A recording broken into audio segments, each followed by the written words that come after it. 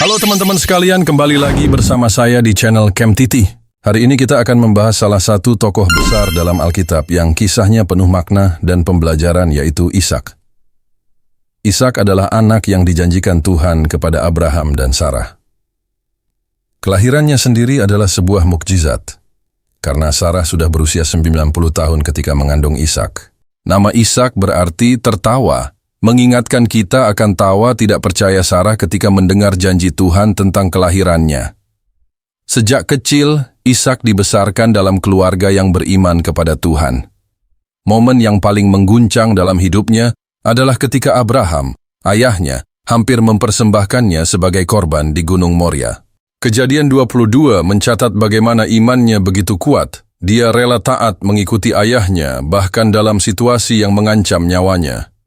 Tuhan kemudian menyediakan domba sebagai pengganti Ishak, menunjukkan pemeliharaannya yang ajaib. Dalam hal pekerjaan, Ishak adalah seorang peternak dan petani yang tekun. Kejadian 26 ayat 12 dan 13 mencatat, maka menaburlah Ishak di tanah itu, dan dalam tahun itu juga ia mendapat hasil 100 kali lipat, sebab ia diberkati Tuhan. Dan orang itu menjadi kaya, dan ia kian bertambah kaya, sehingga ia menjadi sangat kaya. Kehidupan pernikahannya dengan Ribka adalah kisah pemeliharaan Tuhan yang indah. Melalui doa dan pimpinan Tuhan, Ribka dipilih menjadi istrinya. Mereka dikaruniai 2 anak kembar, Esau dan Yakub. Meski menghadapi tantangan dalam membesarkan anak-anak yang sangat berbeda karakter, Ishak tetap setia dalam panggilannya sebagai pembawa berkat Tuhan. Ishak dikenal sebagai pribadi yang cinta damai. Ketika terjadi perselisihan soal sumur-sumur air dengan penduduk Gerar, dia memilih mengalah dan pindah ke tempat lain.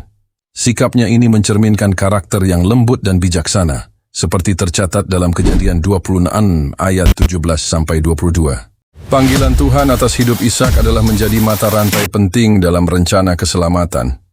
Melalui keturunannya, khususnya Yakub, lahirlah bangsa Israel.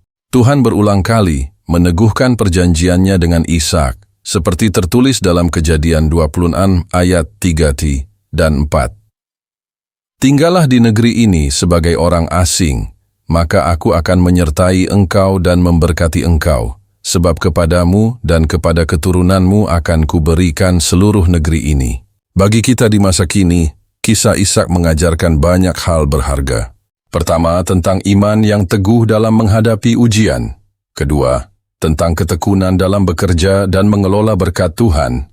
Ketiga, tentang pentingnya menjadi pembawa damai.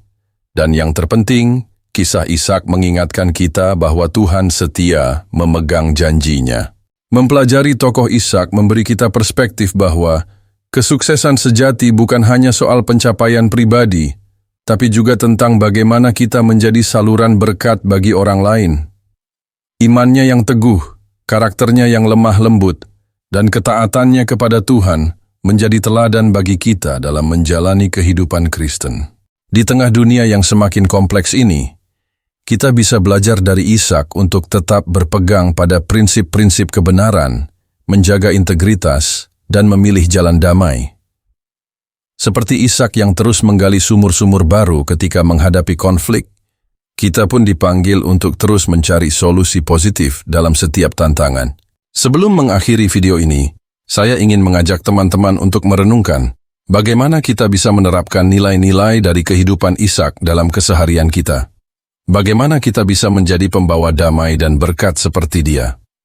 Terima kasih sudah menonton video ini sampai akhir. Jangan lupa like, subscribe, dan bagikan video ini ke teman-teman yang mungkin membutuhkan. Sampai jumpa di video berikutnya dan Tuhan memberkati.